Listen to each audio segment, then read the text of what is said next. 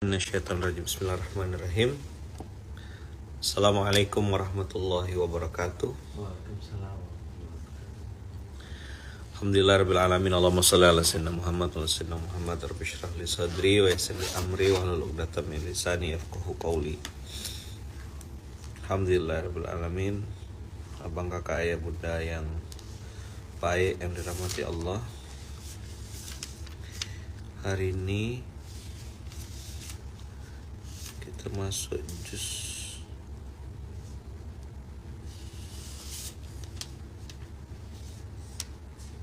29 ya.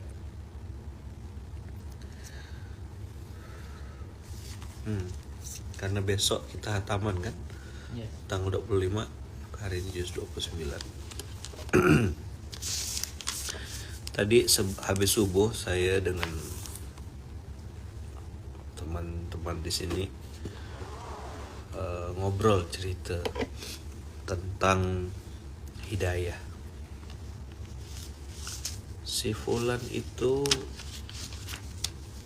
begini karena tanda kutip anaknya begini. Itu kan mukadimah pembukaan diskusi kita tadi. Ada yang melabeli hidayah seseorang itu berdasarkan orang terdekatnya. Saya sedang tidak membenarkan kebatilan, tapi memberitahu bahwasanya abang kakak silakan buka surat Al-Qalam. Ini Masya Allah, tidak ada yang kebetulan. Biasanya kalau udah juz 29 saya bahas Al-Muluk. Hari ini bahas Al-Qalam di ayat 7. Coba buka surah Al-Qalam surat ke-68 abang kakak. Karena kemarin kita bahas SPK kan, semua pasti kembali.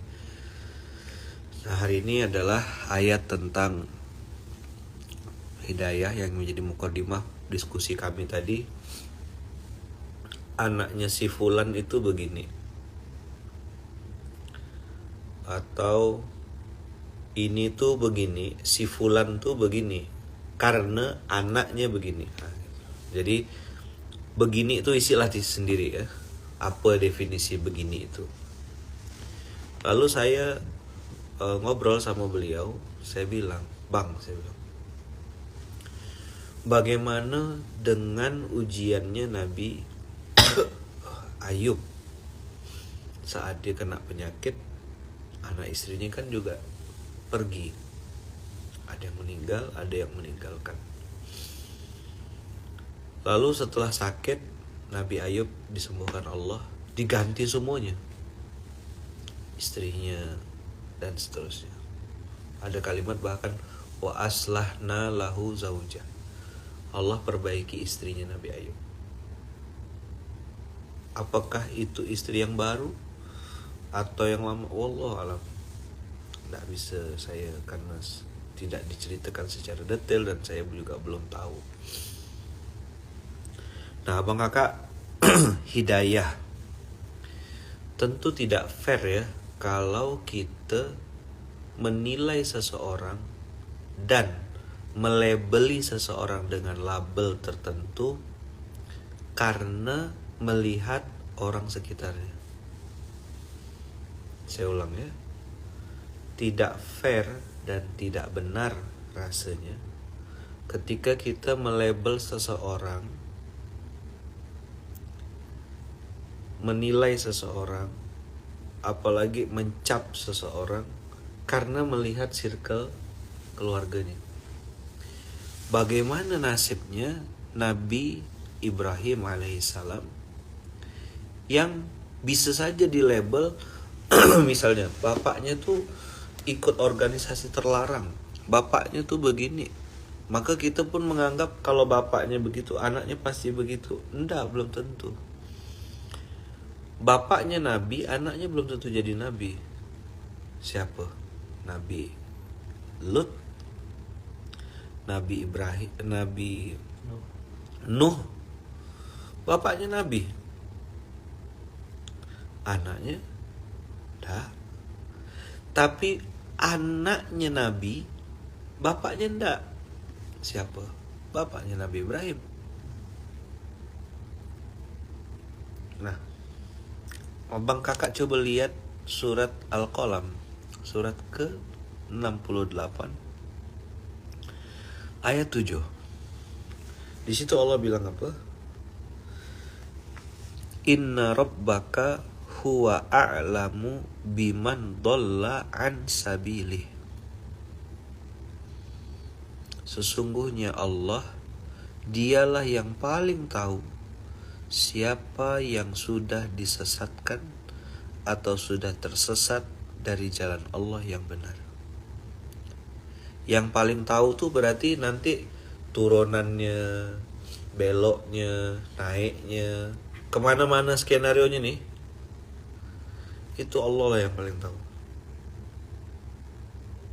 Wa huwa a'lamu bil muhtadin, dan dialah Allah yang paling tahu tentang siapa yang lebih pantas untuk menerima atau mendapatkan petunjuk hidayah dari Allah Subhanahu wa taala. Apa pelajaran pagi ini abang kakak? Saya mau ngasih tahu sama abang kakak, kita nih kalau misalnya sibuk sama urusan diri seorang, rasa-rasanya kita tak punya waktu nak mikirkan orang. Belajar dari satu kejadian, belajar dari suatu komunitas, belajar dari suatu lembaga, organisasi masyarakat, itu sah-sah saja. Pelajaran atau ibrah itu kan ambil baiknya, tinggalkan buruk-buruknya. Take the lesson, ambil pelajaran, jangan ulangi kesalahan atau kebodohan mereka. Itu namanya belajar. Kita evaluasi, oh iya kesalahannya tuh di sini, titiknya tuh di sini, ininya di sini. Maka kita nyikapinnya, kita harus begini, harus begini, harus begini. Nah, orang hari ini kan mulutnya, bibirnya gitu ya, lebih mudah gitu membicarakan aib, membicarakan kesalahan. Bagi saya ya bang kakak ya, orang-orang yang hidupnya begitu tuh, ya memang ditakdirkan Allah untuk menjadi pintu gerbang surga kita gitu. Saya berpikirnya gitu aja. Kalau hidup kita cuma di dunia, saya juga tidak akan diam. Tapi karena hidup kita ini masih ada dua lagi, kuburan sama alam akhirat. Orang kan tanya, Ustaz tuh ngapa ndak lawan? Ngapa ndak fight? Saya ini kalau cuma hidup di dunia aja, habis dah saya bantai orang-orang tuh. Karena ada akhirat nih lah bikin saya tuh ngerem-ngerem. Ngapain sedekah-sedekah? Kan enak foya-foya. Ngapain mikirkan orang? Pikirkan diri seorang, bahagiakan diri sendiri. Pokoknya enak-enakan lah. Karena ada kuburan kan, ada alam barzah, dan kita beriman sama itu. Alladzina yu'minuna bil ghaibi wa yuqimunas sholata wa mimma razaqnahum yunfiqun. Sebelum sholat dan zakat, sholat dan infak, kita disuruh beriman sama yang gaib, yang tidak nampak. Nah, bagi saya kuburan tuh nampak jelas. Kenapa harus baik? Ya karena kita beriman sama alam barzah, beriman sama hari kiamat, beriman sama hari akhir. Nah, mudah-mudahan abang kakak, keimanan kita ini membuat kita bisa tahu dan bisa melakukan kebenaran, bisa melakukan yang hak, bisa melakukan yang batil, bisa membedakan yang batil, bisa melakukan yang hak. Nah, abang kakak ya bunda tadi ya, jangan pernah kita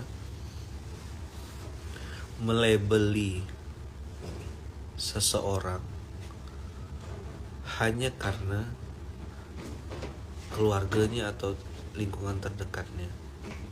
Sebagaimana Nabiullah Ibrahim juga dapat ujian, bapaknya tidak beriman. Nabiullah Nuh, dia tidak ini. Bagaimana juga dengan tantangan-tantangan para nabi. Jadi orang bilang, istrinya ustadz kok begitu. Nah, istrinya Nabi begitu. Walaupun ada istri Nabi yang soleh, istri Nabi yang soleh ada Siti Sarah, Siti Hajar, Zulaikha yang akhirnya awalnya berniat untuk berzina dengan Nabi Yusuf, akhirnya dalam sirah dikatakan beliau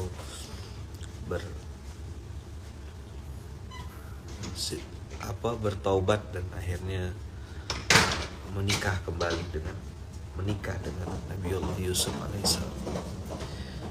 Abang, kakak, ayah, bunda, tidak boleh kita melabeli seseorang dan jangan terpancing. Nah, ini maksud saya.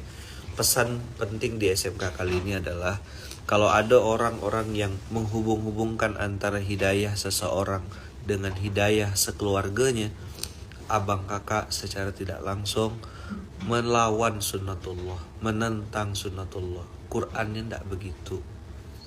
Bisa dipahami tidak kira-kira poin penting hari ini? Kalau istrinya bermasalah, belum tentu suaminya juga bermasalah.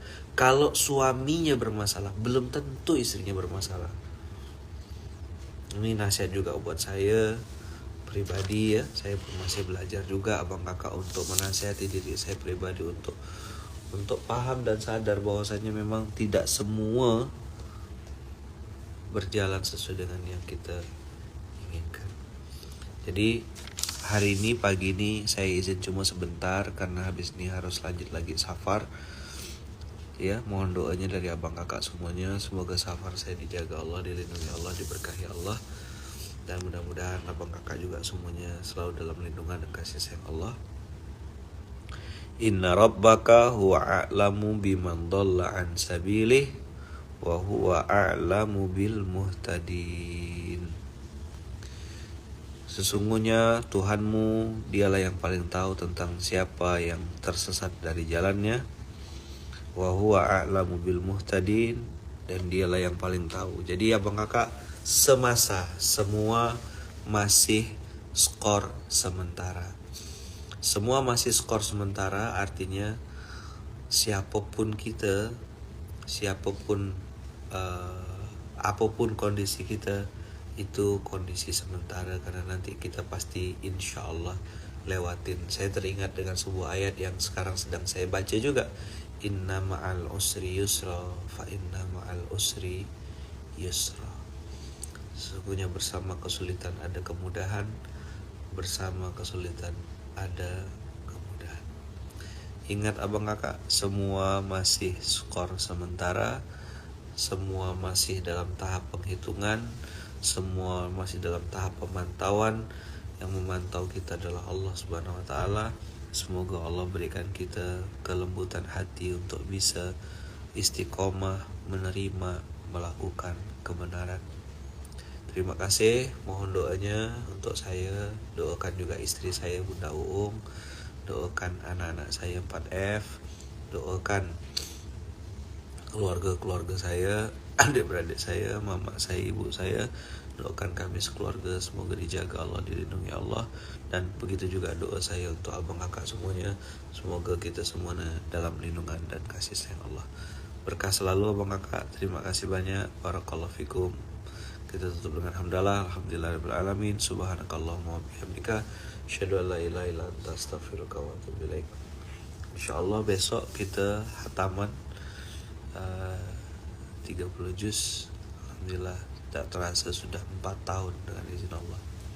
Sudah 4 tahun. Terima kasih. Assalamualaikum warahmatullahi wabarakatuh.